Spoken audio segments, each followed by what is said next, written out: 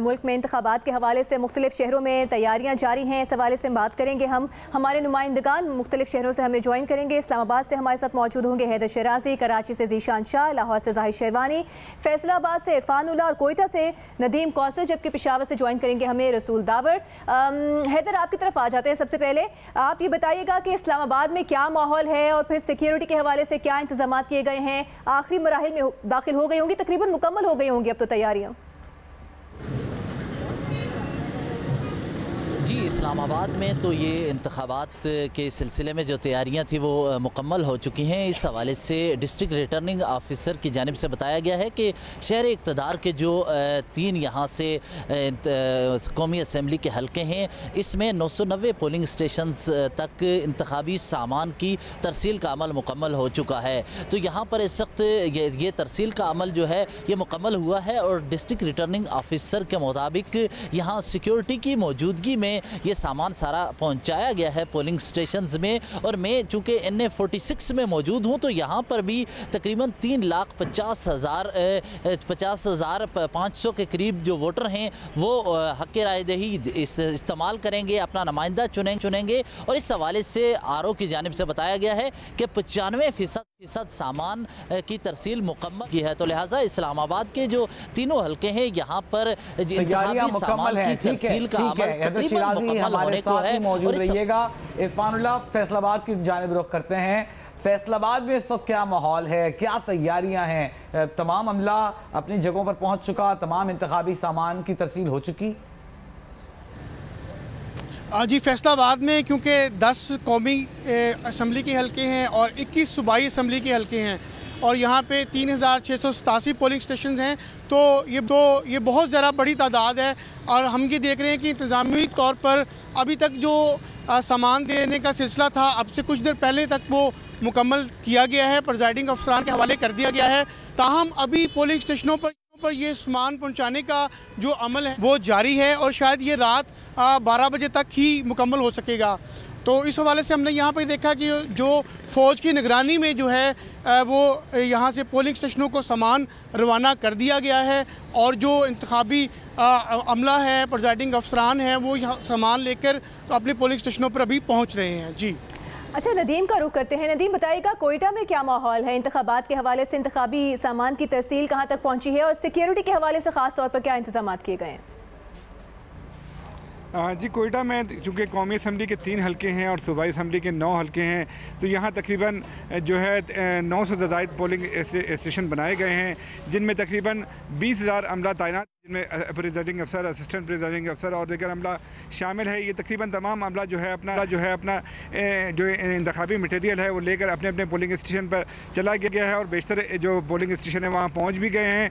चंद एक दूर दराज के इलाकों के जो पोलिंग स्टेशन है वहाँ पहुँच रहे हैं। तो उसके अलावा वहाँ सिक्योरिटी के जो इंतजाम वो किए गए हैं वो भी काफ़ी सख्त किए गए हैं। पुलिस के साथ लेवीज़ के अमला भी है और FC के अमला जो है वो भी सिक्योरिटी के फ़राइज़ अंजाम दे रहा है। तो ये ठीक है। कराची में ज़ीशान शाह का रुख करते हैं। बहुत शुक्रिया नदीम आपका। ज़ीशान, बताइएगा कराची में कितने, एक बड़ा शहर है, बड़े हल्के हैं, बड़े इंतखाब हो रहे हैं, तैयारियां कहाँ तक पहुँची हैं?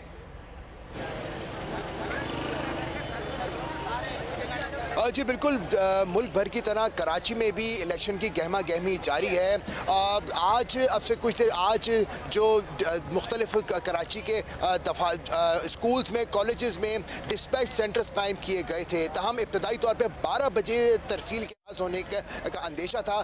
तमाम तर ROs और जो अमला है वो पहुँचना शुरू हो गया था, लेकिन तकरीबन 4 बजे के बाद से यहाँ पर तरसील का अमल बाकायदा शुरू हुआ। तरसील खासी स्लो देखने में आ रही है। तमाम प्रिजाइडिंग ऑफिसर्स आ रहे हैं, अपने अपने RO से जो भी इलेक्शन का जो सामान है वो ले रहे हैं और स्लोली जा रहे हैं। ताहम मैं साथ ये बता चलूँ कि जितने भी डिस्पैच सेंटर्स हैं वहाँ पर पुलिस, रेंजर्स और आर्मी के दस्ते भी सिक्योरिटी के फ़राइज़ अंजाम दे रहे हैं।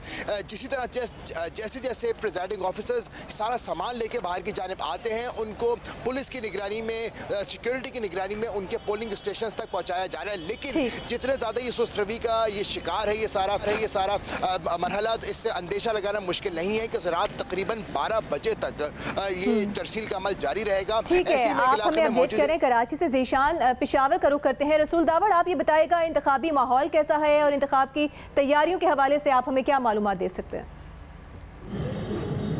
जी बिल्कुल, पेशावर में यूँ लगता है कि जो वोटर है वो इंतहाई चार्ज है। सुबह इलेक्शन में वोट डालने के लिए काफ़ी तादाद में लोग निकलेंगे, ये पेशन गोई की गई है। क्योंकि यहाँ पे अभी इस वक्त जहाँ पे हम खड़े हैं, यहाँ पे पोलिंग स्टेशन के करीब मुख्तलिफ पार्टियों के कारकुनान ने जो कैंप कायम किए हैं उसमें अभी भी काफ़ी तादाद में लोग बैठे हुए हैं और इंतज़ार में है। दूसरी तरफ ये पेशावर में 5 कौमी हलकों के लिए 88 उम्मीदवार मैदान में है और इसी तरह 13 जो सूबाई नशस्तें हैं उसके लिए 254 उम्मीदवार मैदान में है। सिक्योरिटी के इंतहाई सख्त इंतजाम किए गए हैं। 10,000 पुलिस एहलकार जिसमें 1,000 ख़वातीन भी शामिल है उसको डिप्लाई किया गया है। इंतखाबी अमले का जो सामान है वो पहुँचाने का अमल शुरू कर दिया गया है और कुछ अभी तक मुकम्मल भी हो चुका है। ठीक है, बहुत शुक्रिया। पेशावर से रसूल दावड़, ज़ीशान शाह, इरफान, हैदर शिराजी, नदीम कौसर हमें मुख्तलिफ शहरों से अपडेट कर रहे थे। और सारा जो सबसे बड़ा कंसर्न है लोगों को जल्दी निकलना होता है, वो कहते हैं धूप ना हो। कल के मौसम के बारे में कुछ बताइए। मौसम का कोई बहाना नहीं चलेगा वजी, किसी किस्म का कोई बहाना नहीं चलेगा क्योंकि मुल्क के बेशतर मकामात पर मौसम खुश्क और सर्द रहेगा। कराची समेत सिंध की साहिली पट्टी पर चलने वाली ठंडी हवाएं मौसम को खुशगवार रखेंगी। और उनीबा ज़मीर शाह मौसम का अहवाल बता रही है, उनसे जानते हैं। इलेक्शन के रोज मुल्क के अक्सर मकामात पर मौसम खुश्क और सर्द रह सकता है। किसी भी तेज बारिश की पेशन गोई नहीं की गई है, लेकिन हाँ एक कमजोर मगरिबी लहर के ज़ेर असर बलूचिस्तान के कुछ इलाकों जैसे कोयटा, ज़ियारत और ज़ोब में हल्की से मोतदिल शिद्दत की बारिश हो सकती है, लेकिन पहाड़ों पर बर्फबारी का फिलहाल कोई इम्कान नहीं। ऐसे ही सिंध के कुछ मकामात जैसे सखर, जैकाबाद और लाड़काना में बूंदाबांदी या हल्की बारिश का इम्कान मौजूद है। कराची में मौसम खुशगवार रहेगा, मतला से ही जुज़वी अबरालूद रहेगा, ठंडी हवाएं चलती रहेंगी और बूहे अरब से आने वाली नम हवाओं की वजह से बादलों को थोड़ी बहुत सपोर्ट रहेगी, तो कहीं कहीं बूंदाबांदी भी हो सकती है। मौसम बताने का मकसद ये है कि हम में से अक्सर लोग इस वजह से घर से नहीं निकलते कि मौसम अच्छा नहीं है, गर्मी बहुत ज़्यादा है। तो इलेक्शन के दिन मौसम काफ़ी खुशगवार रहने वाला है। दिन के जो दर्जा हरारत है वो 24 से 26 डिग्री सेंटीग्रेड के दरमियान रहेंगे, तो बिल्कुल भी गर्मी नहीं होगी। आपका कौमी फरीज़ा है वोट देना, वो ज़रूर अदा करें।